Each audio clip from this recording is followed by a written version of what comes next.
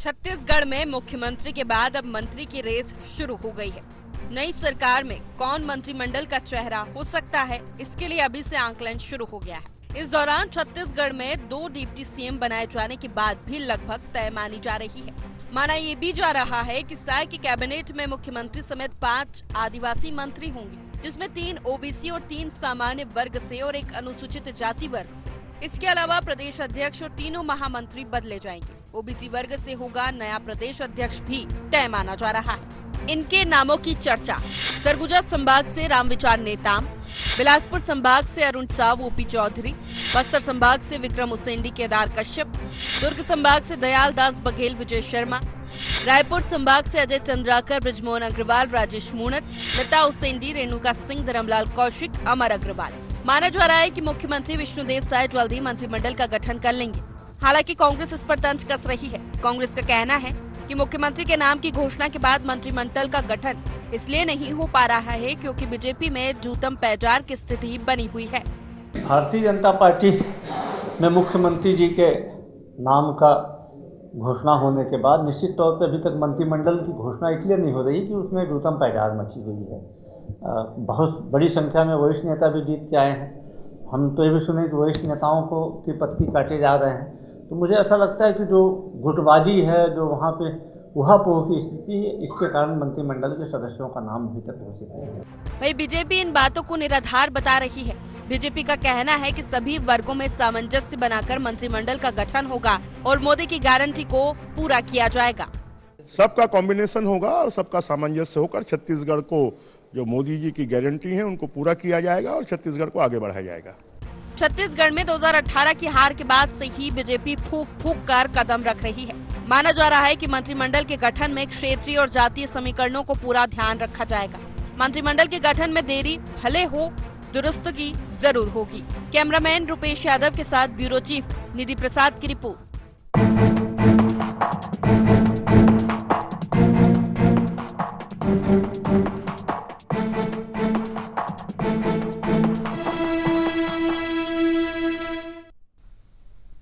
नमस्कार, बहुत स्वागत है आपका। ND24 देख रहे हैं आप। मैं हूं आपके साथ प्रशिता शर्मा। कैबिनेट पर कवायद।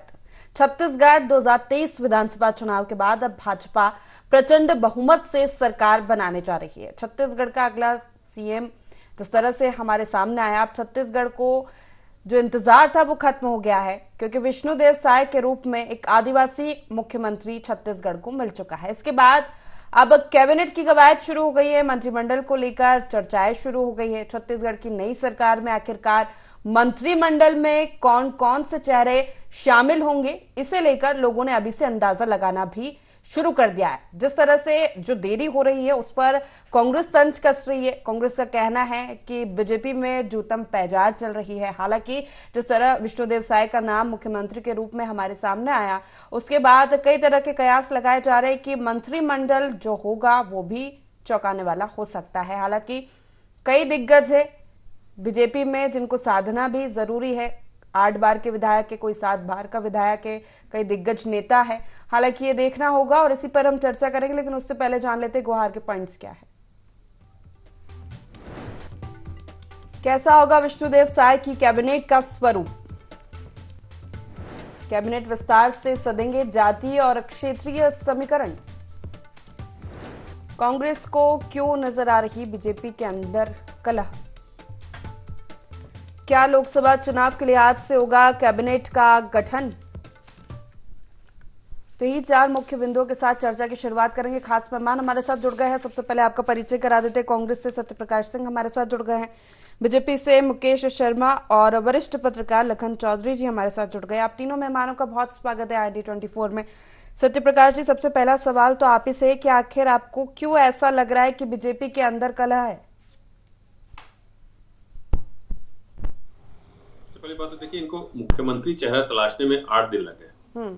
मतलब अंदर कितना कुछ उहापोह की स्थिति है, कितना अंतर्द्वंद है। वो मात्र एक पद, वो तो मंत्रिमंडल के 12 पद हो जाते हैं। एक पद तलाशने में इनको 1 हफ्ता लगे। अब सोचिए 12 पद तलाशने हैं और अंदर इतना अंतर्द्वंद चल रहा है तो कितना समय लग जाएगा। तो ये साफ दिखता है कि कुछ ना कुछ अंदर इनके अंतर्कलह है, कुछ ना कुछ ऐसी बात है जिसकी वजह से ये देरी करते हैं। अब देखिए 7 दिन 8 दिन लगे हैं, अभी मंत्रिमंडल के बारे में कुछ पता नहीं कौन बनेंगे। देखिए मैं तो बोलना चाहूंगा, मुकेश शर्मा जी बैठे हैं, पूरी भाजपा के लोगों को मैं बोलना चाहूंगा कि आपकी अंतर्कलह को थोड़ा साइड रखिए। देखिए अभी धान की हालत क्या हुआ, बारिश से बेमौसम खराब हुई है, तो किसानों की समस्या है, स्कूल में कुछ ऐसी चीजें जो चाहिए जो बजट की वजह से रुका हुआ है, तो तमाम ऐसी चीजें हैं जो जनता के काम जो रुके हुए हैं। तो आप अपनी इच्छाओं को थोड़ा सा किनारे रखिए, जनता के बारे में सोचिए, जनता के हित के बारे में सोचिए और जल्दी से जल्दी सरकार का गठन कीजिए। देखिए इनके नेता हो, इनके कार्यकर्ता हो, इनके यहाँ तक प्रवक्ता हो, मेरे सामने भी बैठ के कई प्रवक्ता इनके बोलते थे हमारे सरकार अगर आ गई तो 1 घंटे के अंदर मुख्यमंत्री तय हो जाएगा, 2 घंटे मंत्रिमंडल गठन हो जाएगा, परसों से हम दूसरे दिन से हम काम शुरू कर देंगे। तो ऐसी तमाम चीजें इनकी थी, मगर देखिए सब चीजें सामने आ गई कि इनके अंदर क्या स्थिति है, हुआ पे की स्थिति है। देखिए कौन किधर जा रहा है, वो रमन सिंह जी अलग बोल रहे होंगे, ब्रिजमोहन जी अलग बोल रहे होंगे, राजेश मोहन जी अलग बोल रहे होंगे, सरोज पांडे जी का एक अलग चल रहा होगा। तो देखिए मैं तो बस यही बोलना चाहूंगा, मुकेश शर्मा जी हो, पूरी भाजपा हो, कि अपनी इच्छाओं को थोड़ा किनारे रखिए और छत्तीसगढ़ की जनता के हित के बारे में सोचिए, छत्तीसगढ़ के किसानों के बारे में, गरीबों के बारे में, और आपने जो घोषणाएं की हैं उसके ऊपर काम करने के बारे में सोचिए। देखिए मेन बात वही है कि घोषणाओं के बारे में सोचना नहीं चाहते हैं, जो घोषणाएं उन्होंने की है उससे अलग बातें करना चाह रहे थे कि जनता का ध्यान भटका रहे, जनता इसी में लगी रहे, भाई मंत्री कौन बनेगा, ये कौन पड़ेगा, जनता हमसे सवाल ना करे कि सरकार आपकी बन गई है, अब उसके बारे में क्या विचार कर रहे हैं। तो पहले मेन जो मुद्दा होना चाहिए, घोषणा पत्र जो इन्होंने वादे किए थे उसको काम करना चाहिए और जनता के इसमें बारे में सोचना चाहिए और आगे बढ़ना चाहिए, अपनी इच्छाओं का स्ट्राइक करेंगे। ठीक है मुकेश जी, सत्यप्रकाश जी का कहना है कि ये जो देरी हो रही है वो इसीलिए क्योंकि बीजेपी के अंदर अंतर्कलह निकलकर अब सामने आ रही है। देखिए भारतीय जनता पार्टी के जो अभी मुख्यमंत्री चुने गए हैं वो 4 बार के सांसद, 2 बार के विधायक, 3 बार हमारे प्रदेश के अध्यक्ष की दायित्व निभा चुके हैं और उनको लंबा राजनीतिक अनुभव है। वो जानते हैं छत्तीसगढ़ में क्या करना है, कैसे मंत्रिमंडल में लाना है, कैसे क्षेत्रीय संतुलन बनाना है और भी संतुलन किस प्रकार से बने। रही बात कांग्रेस पार्टी की, तो आपको जनता ने नकार दिया है, ये सदमे में है। इनको पहले अपना घर देखना चाहिए। एक दूसरे के ऊपर में दोषारोपण कर रहे हैं और यहाँ तक कहते हैं कि भी पार्टी तो अब टूट जाएगी। तो जरा ये अपनी चिंता करे। जनता ने हमको जनता को भारतीय जनता पार्टी की रीति नीति मालूम है, भारतीय जनता पार्टी की कार्यशैली मालूम है। तो कहीं ना कहीं भारतीय जनता पार्टी के अंदर में कौन मंत्री बनेगा ये तो हमारे मुख्यमंत्री जी का विशेषाधिकार है और वो चल रहा है, उसके अंदर में काम हो रहा है। इतना आतुर क्यों हो रही कांग्रेस पार्टी? कांग्रेस पार्टी जरा देखे कि क्यों जनता ने नकारा है, आत्मावलोकन करे कैसे जनता ने नकारा है आपको। और ये हमारे घोषणा पत्र की बात कर रहे हैं, ऐसे झूठे घोषणाएं करके और ये गति आपकी हुई है, यहाँ पहुंच गए हैं आप। पर भारतीय जनता पार्टी की चिंता मत करिए, बहुत थोड़े ही महीनों के अंदर में फर्क दिखेगा छत्तीसगढ़ को, जनता को, कि भारतीय जनता पार्टी ने छत्तीसगढ़ बनाया और छत्तीसगढ़ के में विकास कैसे करना है ये जानती है भारतीय जनता पार्टी। तो कांग्रेस पार्टी को बहुत चिंता करने की जरूरत नहीं है। वो अपना आकलन करे, अपना आत्मचिंतन करे, क्यों 5 ही साल में इस स्थिति में पहुंच गए, जहां भारतीय जनता पार्टी को पहले भी 15 साल इसी प्रदेश की जनता ने आशीर्वाद किया था। इतनी दुर्गति सिर्फ 5 साल में कहां से कहां चले गए, आधे भी सीट नहीं रह गए। तो क्यों हुआ ये आप देखिए, अपना चिंतन करिए। भारतीय जनता पार्टी को मालूम है किनको जवाबदारी देना है, किनको क्या दायित्व देना है, ये भारतीय जनता पार्टी भली भांति जानती है। ठीक है मुकेश जी, ठीक है। लखन जी से प्रतिक्रिया लेना चाहूंगी। लखन जी, 13 दिसंबर को साय मुख्यमंत्री पद की शपथ लेंगे माना जा रहा है। 2 डेप्यूटी सीएम उनके साथ शपथ लेने वाले, 13 मंत्रिमंडल के सदस्य भी शपथ ले सकते हैं। कैसा स्वरूप देख पा रहे हैं आप इस मंत्रिमंडल का, क्योंकि कई नाम है, कई दिग्गजों के नाम है जिनको भी साधना है। निश्चित तौर पर देखिए, एक मुख्यमंत्री की घोषणा हो चुकी है और ये कहा जा रहा है कि 2 डिप्टी सीएम होंगे और जिनके संभावित नाम भी मीडिया में चल रहे हैं और कयास लगाया जा रहा है। लेकिन देखिए उसकी आधिकारिक कोई पुष्टि नहीं हुई है और ये केवल जो है एक तरह से रूमर है। कहा जाए कि जो है मध्य प्रदेश में जैसे 2 डिप्टी सीएम के नाम की घोषणा हुई, लेकिन छत्तीसगढ़ में इसकी घोषणा नहीं हुई है। उसके बावजूद मीडिया में जो है अफवाह चल रहा है कि 2 डिप्टी सीएम जो है ये हो सकते हैं। स्पीकर के नाम को लेकर भी अफवाह छत्तीसगढ़ में चलाया जा रहा है कि पूर्व मुख्यमंत्री रमन सिंह जो है डिप्टी सीएम हो सकते हैं। तो देखिए, इस तरह के माहौल के बीच में निश्चित तौर पर देखिए भाजपा के लिए चुनौती तो है कि मंत्रिमंडल का गठन जो होगा उसमें जातीय संतुलन, क्षेत्रीय संतुलन, फिर लैंगिक संतुलन भी, कि महिलाओं को भी उसमें स्थान मिलना है, क्योंकि महतारी वंदन योजना जो है एक बड़ी भूमिका निभाई थी भाजपा की इस जीत में। तो इन तमाम चुनौतियों को साथ लेकर अब जो है विष्णुदेव साय जी या जो भाजपा का जो आला कमान है वो किस तरह से एक संतुलित मंत्रिमंडल बनाता है, ये निश्चित तौर पर चुनौती है। क्योंकि देखिए 12 पद बच गए हैं मुख्यमंत्री को छोड़कर, और लगभग ये कहा जा रहा है कि 24 से अधिक, मतलब 2 दर्जन से अधिक कदावर जो है पुराने जो भाजपा के नेता हैं वो चुनकर आए हैं। तो उस 2 दर्जन में से कैसे 12 लोगों का चयन किया जाए, ये भी भाजपा के लिए चुनौती है।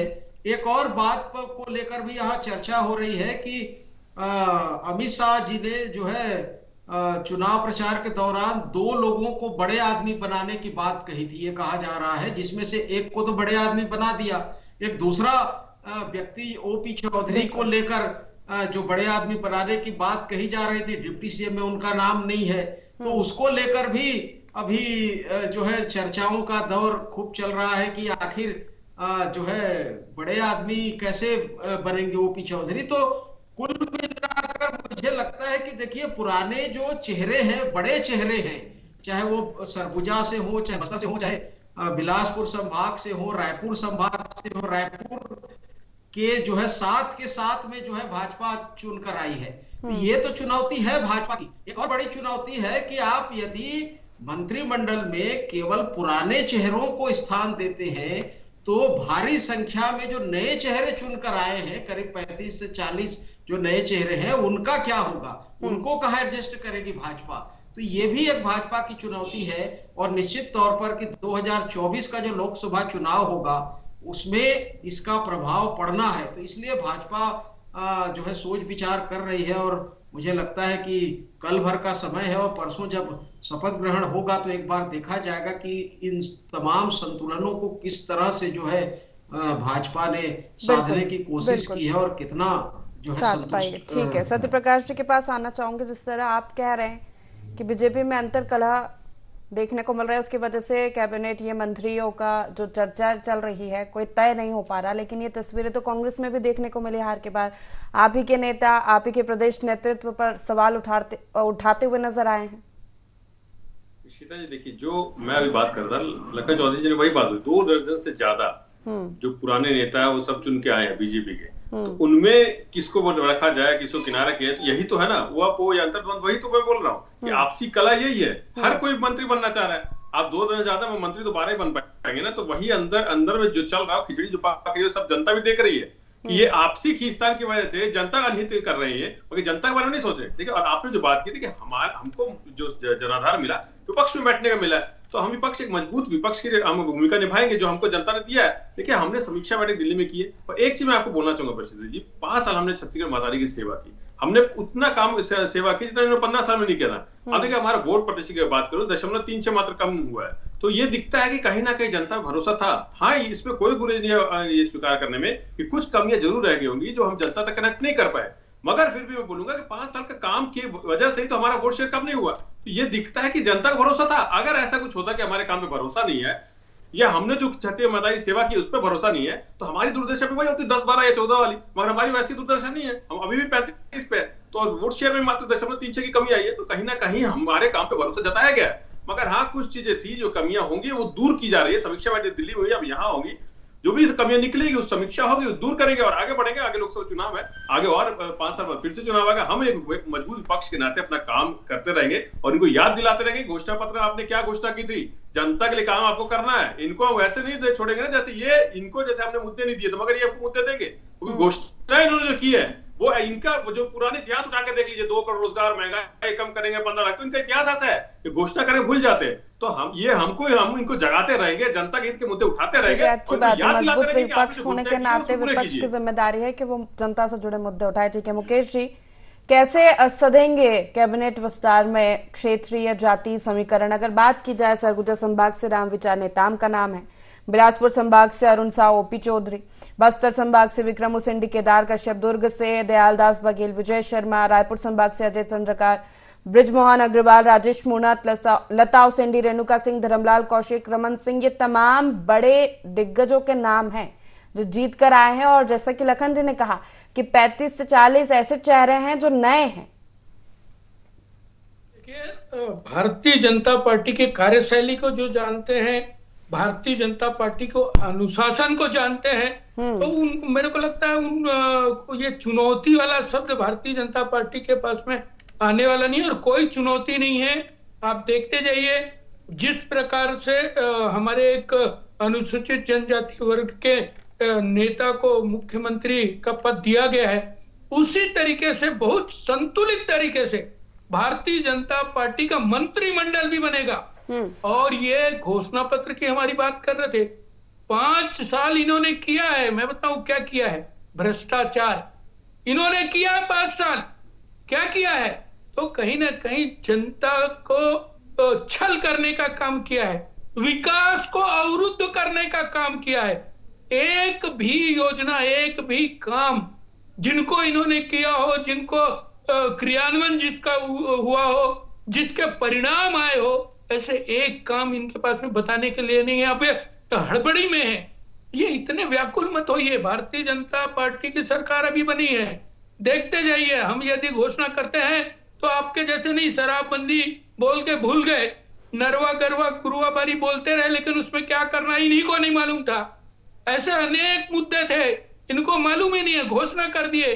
कई बार तो ये चैनलों में बात होती कि भैया हमने तो ये नहीं कहा था, यहां तक इन्होंने कहा कि हमने तो ऐसा कहा नहीं था। 4 सिलेंडर की बात आई थी आपकी बात चैनल में एक बार, तो कहा हमने तो ऐसा कहा नहीं था। तो इनको घोषणा पत्र भूलने का काम कांग्रेस पार्टी का रहता है। भारतीय जनता पार्टी पूरी गंभीरता से जब घोषणा पत्र बनाती है तब भी गंभीरता रखती है, और यदि उसका पालन करना है, घोषणा पत्र को लागू करना है, तो उसमें भी हम पूरी तरीके से गंभीर हैं। सत्यप्रकाश जी से प्रतिक्रिया ले लेते हैं। इंतजार करिए, मंत्रिमंडल का गठन भी घोषणा भूलने का काम कांग्रेस का है। सत्यप्रकाश जी देखिए, जैसे मैं आपको बताऊं, 36 वर्ष 34 बातें हमने पूरी की थी। देखिए, हमने काम किया, तभी तो नीति आयोग ने रिपोर्ट दिया था ना कि 45 लाख गरीबी रेखा से ऊपर आए हैं। अगर 15 साल में 400 लोगों की रिपोर्ट भी नहीं ऐसी आती है, हमको पैसे से ज्यादा पुरस्कार मिलते हैं। प्रति व्यक्ति आए जो 83,000 था, वो 1,33,000 तक जाता है छत्तीसगढ़ की 5 साल में। तो ये करके किसने दिखाया? हमने करके दिखाया ना, इन्होंने करके दिखाया। अब महिला अपराध में 3 नंबर पर छत्तीसगढ़ था, जब हमको 2018 मिला था, अभी 15 नंबर पे हमने कर दिया था। तो ये किसने किया? देखिए, बार-बार मैं बोल रहा हूं, स्वीकार करने कोई दिक्कत नहीं है कि कुछ कमियां थी जो हम जनता कनेक्ट नहीं कर पाए। मगर देखिए, घोषणा पत्र की बात को 36 और 34 वादे पूरे किए थे हमने। देखिए, शराबबंदी में भी अगर मैं बात कर रहे हैं ना, शराबबंदी में 60 से 65% हम कदम आगे बढ़ा चुके थे। 150 दुकानें हमने बंद की थी, उसके बावजूद और 10-15% कमी आई देशी और विदेशी कंजप्शन में। तो किसने करके दिखाया? हमने करके दिखाया, इन्होंने नहीं। इनके तो रमन सिंह जी बोलते थे, भले चुनाव आ जाओ, शराबबंदी करके रहोगा तो भूलने का दिन की है। 2 करोड़ रोजगार और यहाँ की बात करो, आदिवासियों को गाय देने की बात हो, बेरोजगारी भत्ते की बात हो, नौकरी देने की बात हो, कि किसानों को 2100 देने की बात हो, 300 बोनस देने की बात हो, भूलने का दिन की है। हमने तो जो बोला वो करके दिया, उससे ज्यादा बल्कि दिया। जो हमने नहीं बोला वो भी करके दिया। धनवंतरी मेडिकल करके दिया, पैसे की खरीदी करके दिया, बस्तर में विकास आत्मा स्कूल खोल के दिया, वहां पे बस्तर बटाली करके दिया, कॉफी उत्पादन करके दिया। तो हमने तो जो घोषणा पत्र बनी थी उससे ज्यादा काम करके दिया। मगर बार-बार बोल रहा हूं, कुछ कमियां थी जिसकी वजह से हम 46 तक नहीं पहुंच पाए। इसीलिए देखिए, मैं बार-बार बोल रहा हूं कि इनकी आदत क्या है। मोदी जी से लेकर आप प्रदेश तक आ जाइए, 2 करोड़ रोजगार जनता भी मांग रही है, 15 लाख अभी भी मांग रही है, 2022 तक आए। जनता ने बता दिया है विश्वास किसके ऊपर में है। जनता सर्वोपरि होती है लोकतंत्र में। पत्र में आ गई है, तो घोषणा पत्र के हिसाब से इनकी जनता इन्होंने। ठीक है सत्यप्रकाश जी, आगे लोकसभा चुनाव में क्या रणनीति रहेगी? क्योंकि 2018 में भी हमने देखा भारी बहुमत के साथ अब विधानसभा चुनाव में तो जीत कर आ गए, लेकिन लोकसभा में वो स्थिति नहीं थी, और इस बार तो विधानसभा में भी और अब लोकसभा आ गए। प्रतिशत देखिए, लोकसभा के जब आएगा तो मुद्दे अलग हो जाएंगे। उसमें जनता ये अभी विधानसभा या प्रदेश के मुद्दे थे, उस पर चुनाव था। और लोकसभा में देखिए जनता, जैसे मैंने बोला, महंगाई, बेरोजगारी, सब पे सवाल कर रही है अभी। अब जनता त्राहिमाम है, तो लोकसभा के चुनाव में मुद्दे अलग होंगे और जनता खुद सवाल कर रही है। और हम एक विपक्ष के नाते, जैसे मैंने बोला, कमियां निकालेंगे, आगे बढ़ेंगे, लोकसभा मजबूती से लड़ेंगे। और अब छत्तीसगढ़ की मैं बात करूं तो छत्तीसगढ़ में हमारी अच्छी सीटें आएंगी। आप देखिएगा 2024 का जब नतीजा आएगा तो आपको दिखेगा कोई जनता खुद सवाल कर रही है ना। हम तो विपक्ष के नाते जो फर्ज हमारा बनता है जनता की आवाज उठाने की बनता है, वो तो हम कर ही रहे। राहुल गांधी से लेकर शीर्ष नेतृत्व कर रहा है, जब भारतीय जोड़ो यात्रा की तय हो, चाहे तमाम दूसरी चीजें हो, तो वो तो हम कर ही रहे। मगर अब तो जनता खुद सवाल कर रही है ना कि हमारे रोजगार का क्या हुआ, हमारे 15 लाख का क्या हुआ। आपने बोला 2022 तक किसानों को आय दोगुनी की बात की, तो 700 शहादत हो जाती है। अरे 2018 में भी आपका ये हाल था, 2018 आप क्यों भूल जाते हो? 14 में जो थे आप, देखिए लोकतंत्र है ये, हारना चाहिए चलता है। आप 2018 की बात याद कर लीजिए। आज आप उस जगह, हम इधर है, फिर हम उधर आ जाएंगे, क्योंकि आपने जो घोषणा की पहले उस पर काम शुरू कीजिए। नहीं तो विपक्ष के नाते जो होगा वो तो हम उठाते रहेंगे, जनता आपसे सवाल पूछेगी। और जनता जब केंद्र का सवाल पूछ रही है तो आप लोग इधर उधर की बातें कर रहे हैं। लेकिन अभी आपने कहा लोकसभा के मुद्दे अलग है, विधानसभा के मुद्दे अलग थे। सत्य प्रकाश जी, लोकसभा के मुद्दे अलग है, विधानसभा के अलग थे। देखिए, मैं इसलिए बोल रहा हूँ कि छत्तीसगढ़ पे जो हमने काम किया, हम वो मुद्दे लेके गए थे चुनाव में। हम यहाँ सरकार में थे, सबसे पहली बात तो ये हो जाती है, हम सरकार में थे, जो हमने काम किया वो लेके गए थे। अब अगर लोकसभा की बात है, वहां विपक्ष में, तो विपक्ष के नाते जो धर्म आता है, जो सवाल उठाने चाहिए जनता को, वो हम लगातार उठा रहे हैं। पिछले 9 साल से उठा रहे। राहुल गांधी जी तमाम मंचों उठा रहे। अडानी का 20,000 करोड़ का कहा हुआ, वो सबके सामने। 2022 तक जैसे मैंने आय दोगुनी की बात, किसानों की आय दोगुनी की बात, किसान की शहादत की बात, महंगाई, बेरोजगारी, पेट्रोल डीजल, ये बोलते थे 35 रुपए पेट्रोल देंगे, डीजल देंगे, आज 100 के पार है पेट्रोल डीजल, सिलेंडर की बात हो, ये सबसे बड़ा छल तो पूरी देश की जनता देख रही है। लखन जी से सवाल है, माना जा रहा है कि कैबिनेट का विस्तार होगा तो मुख्यमंत्री सहित 5 आदिवासी मंत्री बनाए जा सकते हैं, 3 ओबीसी, 3 सामान्य वर्ग से। इसके अलावा प्रदेश अध्यक्ष और 3 महामंत्री भी बदले जाने की संभावना है। क्या लोकसभा के लिहाज से ये गठन होगा? बिल्कुल, निश्चित तौर पर सारी कवायदें जो है लोकसभा के चुनाव में किस तरह से भाजपा को फिर से एक बार बहुमत मिले, उसी को मद्देनजर रखते हुए होंगे। और देखिए कि जो है ओबीसी जो जनसंख्या है छत्तीसगढ़ में, वो एक बहुत बड़ी निर्णायक भूमिका है। और करीब 48-50% जो यहाँ की जनसंख्या है वो ओबीसी जनसंख्या है। तो इसलिए ये कही जा रही है कि एक डिप्टी सीएम जो है वो ओबीसी वर्ग से होना है। देखिए, एक और चुनौती भाजपा के सामने है। देखिए, ये तो है कि जो है एक तो आदिवासी से मुख्यमंत्री बन चुके हैं, अब 4 आदिवासी चेहरों को कैबिनेट में स्थान मिलना है, जिसमें एक महिला का भी होना लगभग तय माना जा रहा है। जबकि करीब 8-9 बड़े आदिवासी नेता चुनकर आए हैं, तो ये भी एक चुनौती तो है। फिर इसी तरह से करीब 8-10 बड़े जो ओबीसी नेता हैं, उनमें से किस तरह से 3 मुश्किल से जो है ओबीसी नेताओं को चुना जाना है, तो वो एक चुनौती है भाजपा के लिए। लेकिन 2 डिप्टी सीएम बनाने की जो बात है, वो भी भाजपा के लिए अभी एक देखिए चुनौती है कि जो है कि इतने छोटे राज्य में यदि 2 डिप्टी सीएम बनाने की परंपरा शुरू की जाती है, तो आने वाले दिनों में इसका क्या प्रभाव पड़ेगा? देखिए, समय की कमी है, इसी पर एक कमेंट लेना चाहूंगी मुकेश जी से। डेप्यूटी सीएम बनाने की चर्चा है, बीजेपी का कल्चर नहीं रहा है डिप्टी सीएम बनाने का, लेकिन ये इस बार देखने को मिल रहा है। 2 डेप्यूटी सीएम बनाने की चर्चा चल रही है। मुख्यमंत्री बना के आदिवासी वर्ग को तो साध लिया, लेकिन ओबीसी वर्ग को भी साधना है। जल्दी से प्रतिक्रिया। देखिए, भारतीय जनता पार्टी के अंदर में हमारे सिस्टम है और कहीं कोई चुनौती नहीं है। यदि सब लोग एक साथ मिलकर सरकार बनाए हैं, इतना बड़ा बहुमत आया है, तो अभी किस बात की चुनौती होगी? कहीं ना कहीं दायित्व अलग अलग दिए जाएंगे और लोगों को क्षेत्रीय संतुलन कैसे बनाना है और भी वर्ग का संतुलन कैसे बनाना है, भारतीय जनता पार्टी जानती है। बहुत ज्यादा चिंतित होने की जरूरत नहीं है किसी को। भारतीय जनता पार्टी को आता है। भारतीय जनता पार्टी ने 3 प्रदेश में जनता ने उनको आशीर्वाद दिया है। इसका मतलब भारतीय जनता पार्टी की रीति, नीति और नेताओं के ऊपर में विश्वास है जनता को, और उस विश्वास को कायम रखते हुए भारतीय जनता पार्टी कैसे प्रदेश को आगे लेके जाना है, इस दिशा में गंभीरता से सोचते हुए संतुलन के साथ मंत्रिमंडल की गठन करेगी। ये ज्यादा दिन नहीं है, 13 तारीख को शपथ ग्रहण का कार्यक्रम है, सब कुछ स्पष्ट हो जाएगा। चलिए ठीक है, बहुत शुक्रिया आप तीनों मेहमानों का हमारे साथ इस चर्चा में जुड़ने के लिए। तो मध्य प्रदेश माफ कीजिएगा, छत्तीसगढ़ को विष्णुदेव साय के रूप में मुख्यमंत्री मिला। कैबिनेट गठन में देरी हो रही है, जिस पर कांग्रेस लगातार निशाना साध रही है। हालांकि ये माना जा रहा है कि 13 तारीख को साय जब मुख्यमंत्री पद की शपथ लेंगे, उसके बाद जो भी कयास लगाए जा रहे हैं कैबिनेट को लेकर, वो सारी तस्वीरें स्पष्ट हो जाएगी। थोड़ा सा इंतजार करने की जरूरत है। फिलहाल एनडी गोहार में इतना ही। आप बने रहिए एनडी 24 के साथ। नमस्कार।